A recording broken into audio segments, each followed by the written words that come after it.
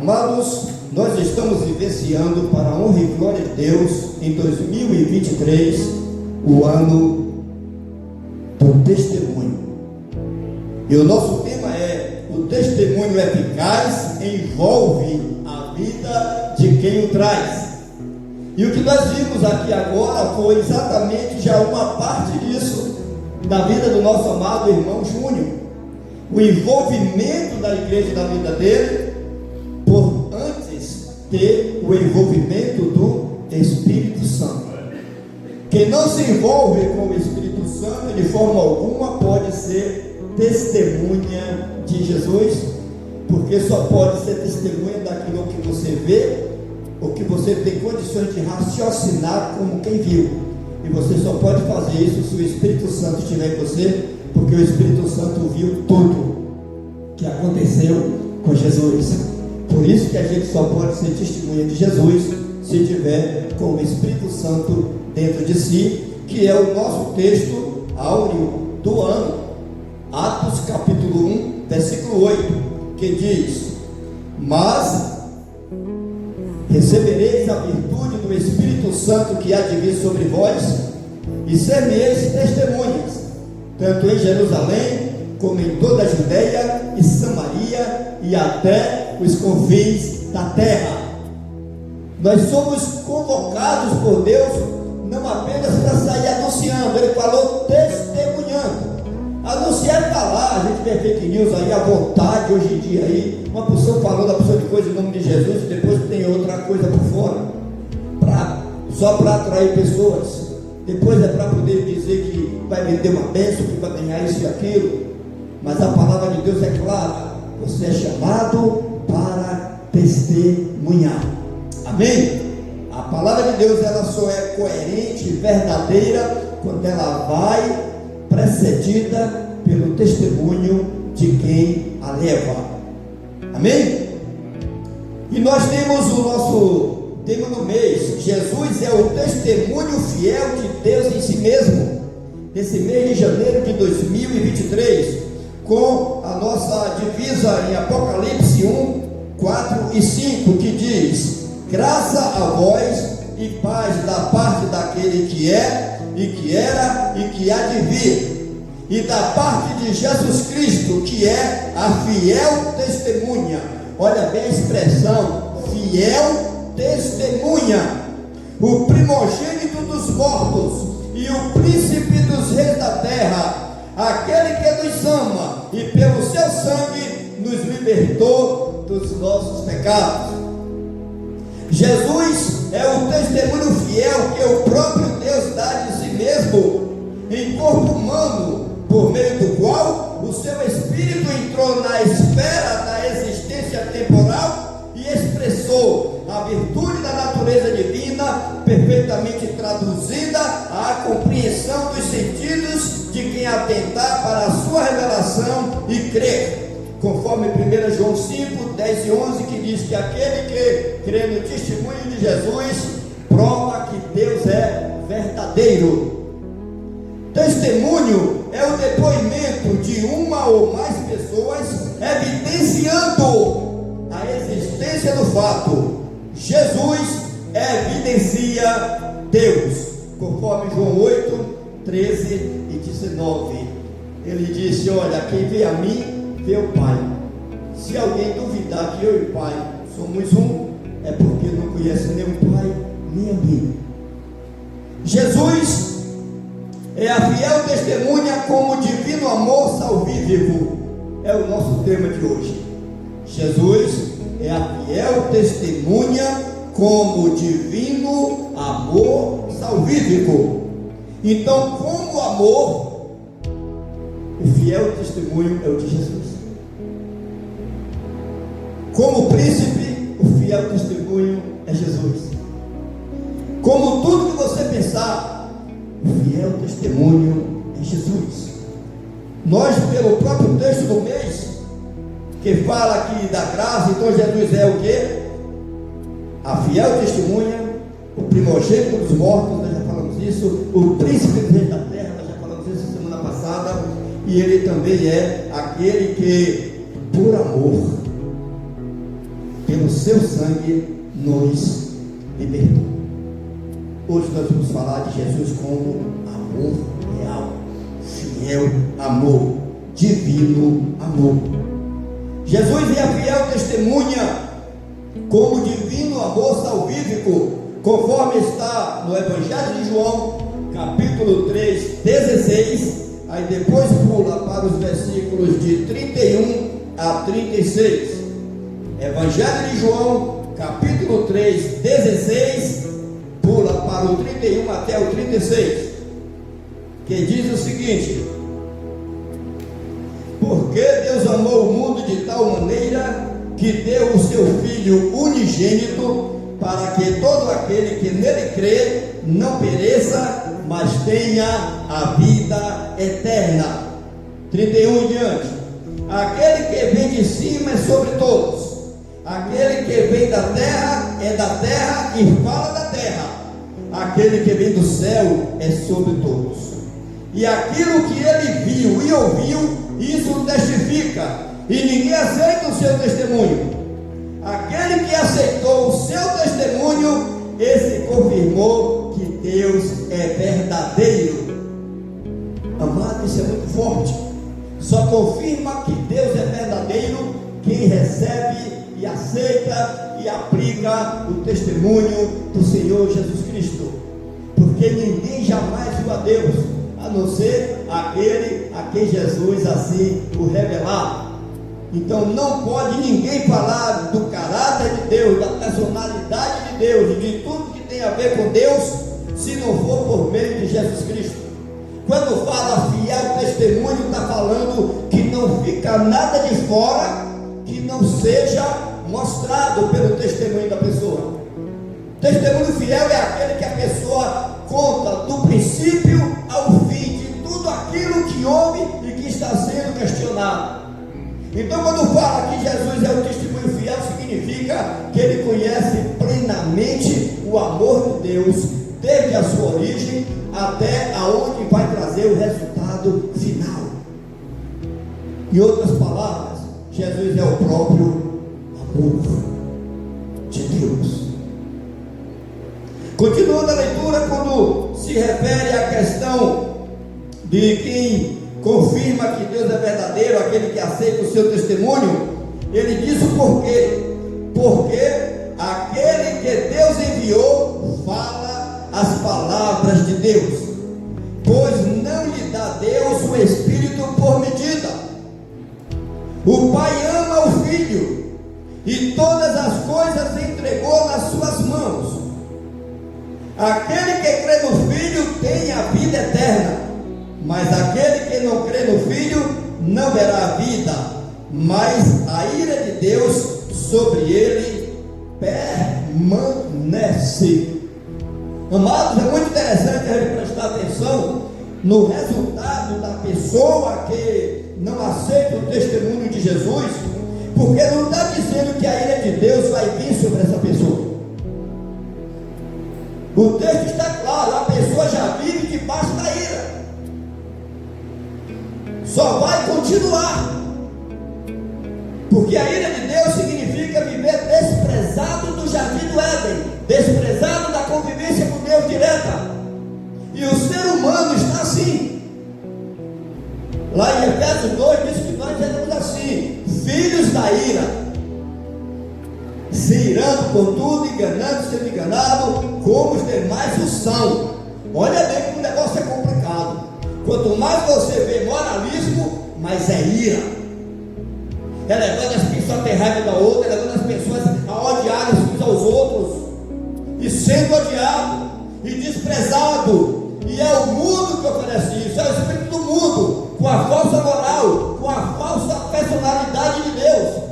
Quando Jesus trouxe tudo o contrário, ele sempre vai dizendo: olha, comigo é assim, você tem que arrancar o seu próprio olho, sua própria mão e o seu próprio pé, se você pecar, e não se atreva a julgar ninguém que pecou. Amém?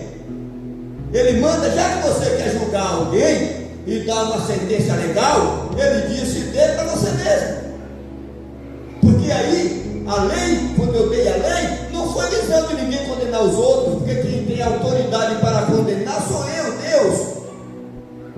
A lei foi dada para que você fizesse com os outros aquilo que você quiser que os outros façam com você.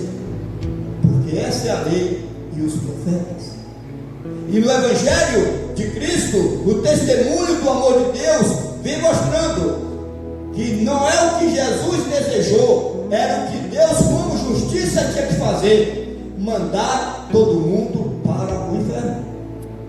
Acabou. No dia que Adão pecou, ele morreu para Deus, ele perdeu o relacionamento com Deus. Porque a palavra morrer não é deixar de existir, é deixar de se relacionar. Quando você fica de mal com alguém, você matou esse alguém, você morreu para esse alguém. A Bíblia diz que quando a gente se converte, a gente morreu para a lei, e a lei morreu para nós. Quando a gente se converte, a gente morreu para o pecado, e o pecado morreu para nós. Quando a gente se converte, a gente morreu para o mundo, e o mundo morreu para nós. Quando a gente se converte, não mais vivo eu, mas Cristo vive em mim. E a vida que eu vivo agora no corpo, vivo por aquele que por mim morreu e ressuscitou. E o reino daquele que morreu e ressuscitou é o reino de amor. É o reino que quem deve ser sacrificado é quem ama. Amém? É isso aí é que está a questão. O sacrificado é o que ama. E não é sacrificado porque merece nem porque fez nada errado. É sacrificado para que muitos tenham vida e tenham vida com abundância. Então, quando diz que quem aceita o testemunho de Jesus confirma que Deus é verdadeiro, está dizendo que Deus é verdadeiramente amor. Não está dizendo apenas que existe uma energia que criou tudo.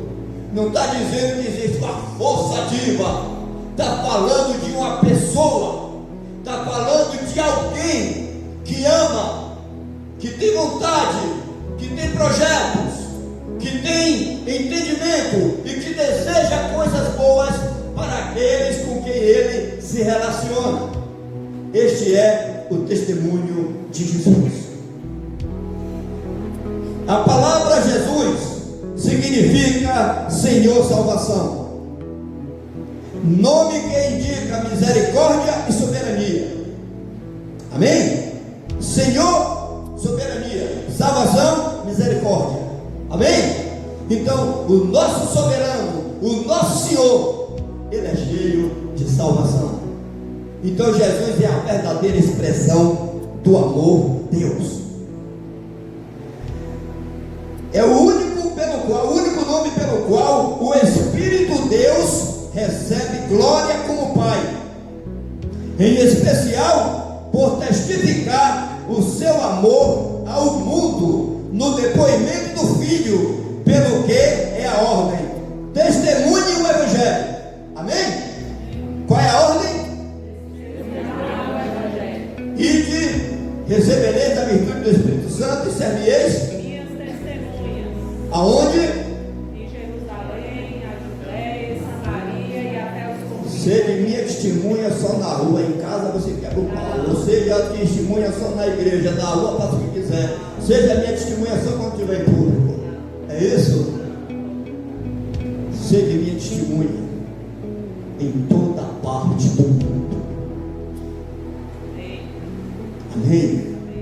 Ele está dizendo: ande comigo, porque o testemunho sou eu. Me mostre para as pessoas, me faça visível em você, diminua para que eu cresça. Amém? Amém? Então é isso que está dizendo. E isso vai mais longe, porque a palavra de Deus mostra aqui na nossa pequena reflexão que por testificar o seu amor ao mundo no depoimento do Filho, pelo que a ordem é: testemunhe o Evangelho. Se preciso for, fale. Falar deve vir como resultado do que você já é e já vive. Amém? E não simplesmente sair falando e tendo um comportamento diferente. É por isso que a gente deve ser bem atento ao que a palavra de Deus ensina, ao que Jesus ensinou, mostrou e ao que ele falou. Porque é muito bonito a gente ficar citando o texto bíblico e tendo um comportamento diferente para defender situações contradição com o testemunho. E a palavra de Deus manda que a gente seja testemunha antes de falar. A ordem é: testemunhe o Evangelho. Se preciso for, fale. Romanos 5, de 5 a 8. A gente vai resumir.